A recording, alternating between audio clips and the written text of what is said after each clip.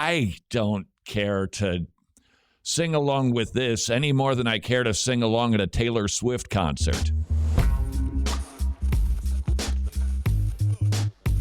Me, pick me for this one. This is Wretched Radio. A headline asking the question, why don't men sing in church?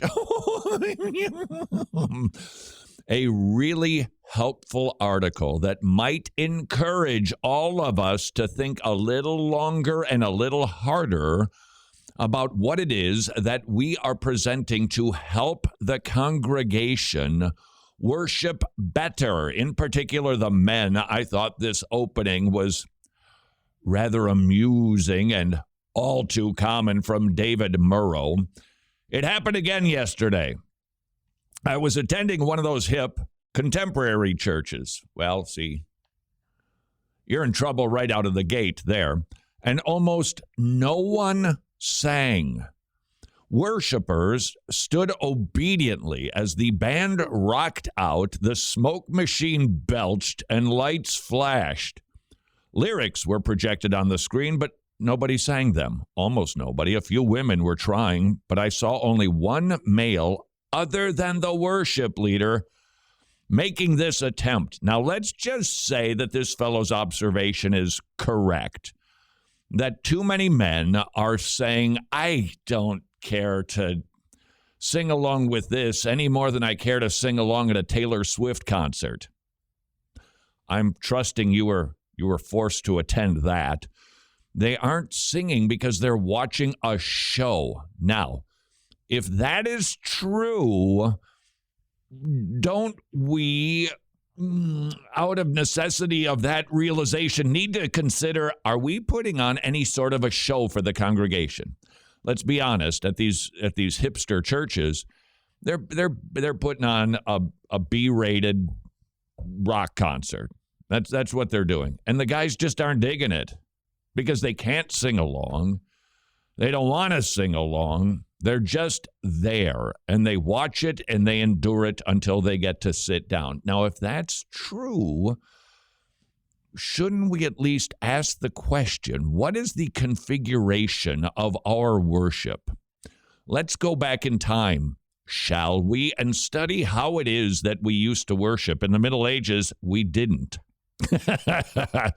Because the Roman Catholic Church had the liturgy and the songs in Latin. Only the cantors and the priests would do any sort of singing, if you could call it that. And the congregation just watched. The Reformation changed that. Probably the fellow that is most responsible, or at least made the most effort in this regard, was Martin Luther himself. You could also argue John Calvin. If you recall, they believed that worship needed as much of a reformation as the gospel did. In fact, they suggested you got to get worship right before you can get the gospel right. Martin Luther, he really pushed to reintroduce congregational singing because I think the early church did. If you read the Didache, there were songs that were sung. They weren't performed. It was congregational singing. Now, let's fast forward after the Protestant Reformation. Hymns were codified in a little book we used to call the hymnal. And after about a couple hundred years, we had 1,000 hymns smashed into one little book, and virtually every church that called itself a church had those books in the pews so that the congregation could sing along. And overall, we did. That started to change, I would suggest, late 90s, early 2000s. Two reasons that we started to see a shift in worship. One, the rise of contemporary worship. We're hearing these groovy songs on the radio, and they're being introduced then into the church. Two, PowerPoint. Suddenly, you don't need a hymnal. You need the words. And according to David Murrow, he suggests that morphed then into, hey, we could introduce 10 new songs a week. We don't need to be bound by a hymnal. No publishing, pun intended. We can sing anything that we want to. In law, they did. They decided to start singing virtually everything. And the statistic that he comes up with, and I've read this statistic before, is that there were about 250 songs that were sung most regularly in the church because people knew them, they liked them, and it helped them to sing them. But along comes PowerPoint, all kinds of Christian songs being written, if you can call some of them that. And all of a sudden, you're not bound to 250 songs. You've got 250,000 songs. You can introduce anything you want to. He writes, years ago, worship leaders used to prepare their flocks when introducing a new song. We're going to do a new song for you now. We'll go through it twice, and then we invite you to join in. That went flying out the window. Songs get switched out so frequently. Who can know them? Unless you are spending all of your free time with Elevation, Hillsong, and Bethel playing in your ears, never a good idea. I don't know these songs, and I don't have any music where I can sight read it, which is a little dicey at best, but even so, I can tell when a note is going up or down. I can track that. I can see when it starts to get to, at least maybe an A, but a B. I'm in trouble because so many of the keys these days are written so screechingly high. In hymnal days, you had some of those. Sometimes the high note, a D or an E, perhaps, high D or high E. But that was about it. I think one of the reasons so many men refuse to sing is they can't. They literally can't. If you want to sing along with the guy on the stage, you got to drop it an octave, and then you sound like that guy.